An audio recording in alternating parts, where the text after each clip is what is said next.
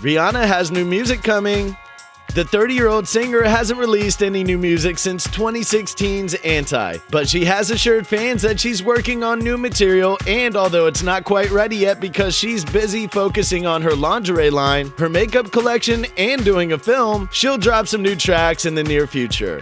Responding to a fan on Instagram who asked where her new music was, the Diamonds hitmaker replied, I know sis, I'm doing music, simultaneously doing lingerie, makeup, film, amongst a couple other things that I enjoy. When the new music is ready, you won't have to ask for it. But it's coming, just not today, sis. I'm hyped too though, it can't come soon enough. The brunette beauty hasn't given much away when it comes to her next release, but it's believed she may be gearing up to drop a double disc album next year. If you like and subscribe to our videos, there's a chance your favorite celebrity will follow you on Twitter. We can't prove that, but we're saying there's a chance.